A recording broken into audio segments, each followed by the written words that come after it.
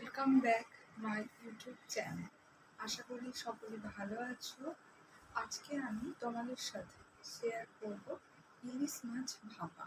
কীভাবে আমি সর্ষে এবং পোস্ত দিয়ে ইলিশ মাছ ভাপা রান্না করব, আজ সেটাই আমি তোমাদের সাথে শেয়ার করব। চলো আর কথা না বাড়িয়ে শুরু করা যাক।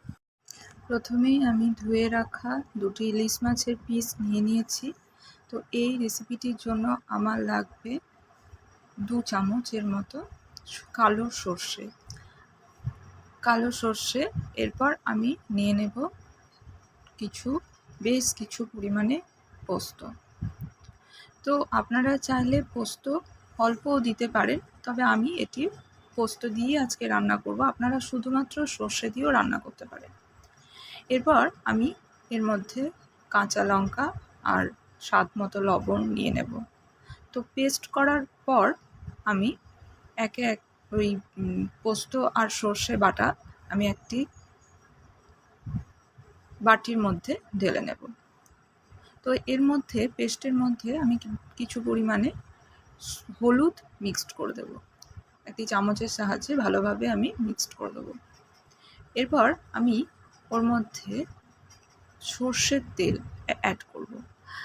এই রেসিপিতে কখনোই সাদা তেল ব্যবহার করা যাবে না, কারণ সর্ষের তেলেই স্বাদ আসবে।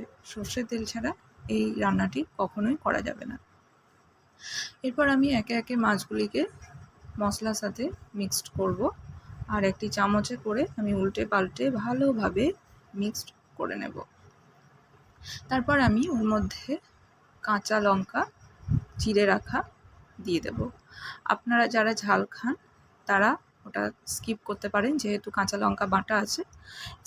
আর আমি দিয়েছি কারণ কাঁচা লঙ্কা আমরা ঝাল খেতে একটু বেশিই পছন্দ করি, তো সেহেতু আমি কাঁচা লঙ্কা দুটো চিড়ে দিয়েছি। তো এই হয়ে গেল আমার রেডি। এরপর আমি কি করব দেখুন বন্ধুরা, একটি প্রেশার কুকারে সামান্য জল নিয়ে নেব। তারপর আমি বাটিটি ওর মধ্যে দিয়ে দেব।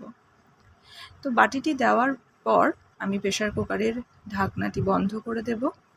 তারপর গ্যাসের ওভেনটি ধরিয়ে নিয়ে আমি প্রেশার কুকারটি ওই 2 থেকে 2 মিনিটের মতো বসিয়ে রাখবো। তো 2 মিনিট বসিয়ে রাখার পর আমার রান্নাটি পুরো রেডি। তো দেখুন বন্ধুরা কেমন সুন্দর দেখতে হয়েছে। আর লঙ্কা যে চিড়ে রাখা লঙ্কাগুলো দিয়েছিলাম সেগুলো দেখুন কত সুন্দরভাবে একটি সুন্দর রূপ দিয়েছে রান্নাটি। এরপর আমি একটি প্লেটের মধ্যে রান্নাটি সার্ভ করে নেব। তো বন্ধুরা আপনারা চাইলে বাড়িতে এই ধরনের রেসিপি অবশ্যই চেষ্টা করতে পারেন। আর বন্ধুরা বাড়িতে বানিয়ে অবশ্যই আমাকে কমেন্ট করতে ভুলবেন না। আপনাদের ভালো লাগলে অবশ্যই রান্নাটি শেয়ার করে দেবেন আর একটি লাইক করে দেবেন। আর যারা চ্যানেলটি এখনও সাবস্ক্রাইব করেননি তো তারা অবশ্যই চ্যানেলটি সাবস্ক্রাইব করে দেবেন।